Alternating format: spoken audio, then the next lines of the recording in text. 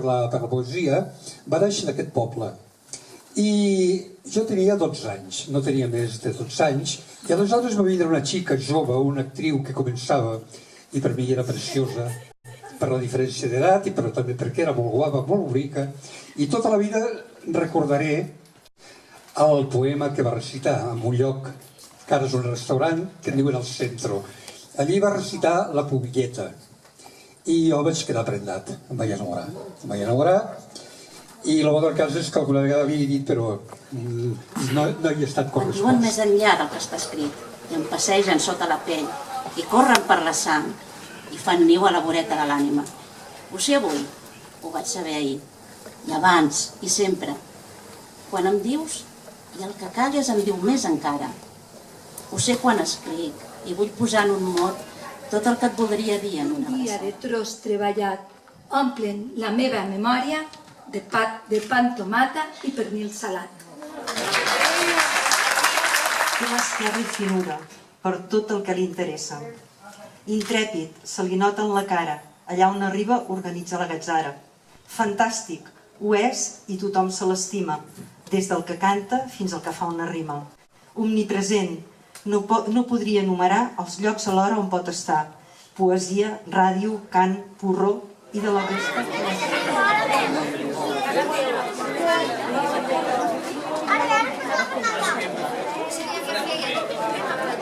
Us recitaré 4 poemes. Les paraules que eixien de la nostra boca entomaven l'aigua amb delit. El plomisqueig mullava unes mans que s'estrenyien intuïtives, dolçament protectores. Es cobejaven lliures, vives, sense escletxes ni horitzó, més enllà del tou dels dits.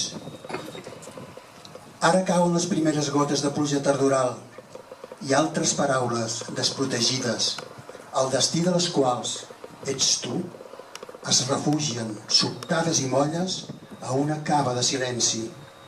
Avui, que el dia és blau, les he estès al terrat amb la bugada blanca. On no importava el que diran, on tot era felicitat. La tendresa es vestia d'espontaneïtat, els petons de naturalitat, on no calia parlar, tan sols besar i acariciar.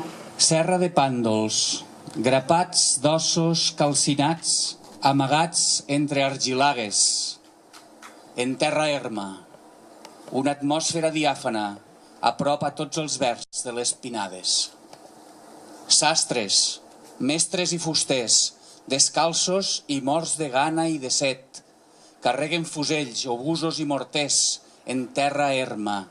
L'aigua clara d'un riuet reflexa espurnes de plata entre les gorgues. Quan el FIFO va iniciar aquest projecte, jo m'hi vaig enganxar de seguida, perquè això de pujar escales m'agrada molt, estic acostumat des de petit, i compartir amb vosaltres això és un plaer fantàstic. N'és part de la vida, i aquell estiu vaig cremar traïcions, i no era l'únic dels traïdors que esgotàrem la tonada assolellada amb cert rigor maniqueista. La nova cançó m'obligà a prendre consciència del crim, i 16 jutges punyents dictaren sentència condemnatòria. Esfullat i buit d'arguments, no era sinó un pèndol inerme d'un rellotge rococó exiliat a Castelló, on vàrem cremar les puces dels darrers dies d'estiu, els meus amics i jo. Només aquella noia solitària, que lliscava l'aigua com una sirena a m'abordar sense pal·liatius, dulcificar la sal del llevant que em ressecava els llavis, alleugerant-me de la condemna. No vàrem fer una tesi d'eloqüència. Aquell dia, però, vaig oblidar per sempre Los Diablos, subscrit com una fulla perenne als Rollins. Angie!